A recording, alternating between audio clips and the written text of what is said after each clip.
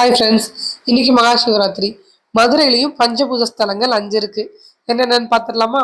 முத நம்ம நிலஸ்தலம் இன்மை நன்மைதரார் கோயில் எல்லாருக்குமே தெரிஞ்சிருக்கும். நம்ம போத்தீஸ்க்கு, அதாவது மதுரையில் இருக்காக தெரிஞ்சிருக்கும். போத்தீஸ்க்கு ஆப்போசிட்ல இருக்கு. இங்க கொஞ்சம் இன்னைக்கு எப்பவுமே கூட்டம் இருக்கும். இன்னைக்கு மகாசிவராத்திரினால ரொம்ப கூட்டம். ஒரு மணி நேரத்துல இருந்து சாமி பார்த்துட்டு வந்துட்டோம். அதுக்கு அடுத்து பார்த்தீங்கன்னா நீர்ஸ்தலம். இது எங்க இருக்குன்னு பார்த்தீங்கன்னா நம்ம செல்லூர் பக்கத்துல திருவாப்புடையார் கோயில். இதுதான் நீர்ஸ்தலம்.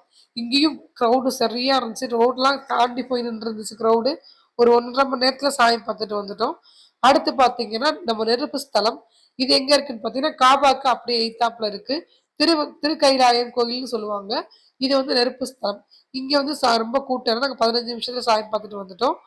அடுத்து பார்த்தீங்கன்னா வண்டியூர் மாரியத்தா கோயிலுக்கு எய்த்தாப்புல இருக்கும் முக்தீஸ்வரர் கோயில். இது காற்று ஸ்தலம். இங்க இங்கேயுமே கூட்டம் ரொம்ப அவ்வளவா இல்ல. ஒரு 40 மினிட்ஸா சாமி பார்த்துட்டு வந்துட்டோம். அடுத்து எங்கன்னு பார்த்தீங்கன்னா நம்ம எல்லாருக்கும் தெரிஞ்ச ஆதி சொக்கநாதர் கோயில் சிம்மக்கல்ல இருக்கு. இது ஆகாய ஸ்தலம்.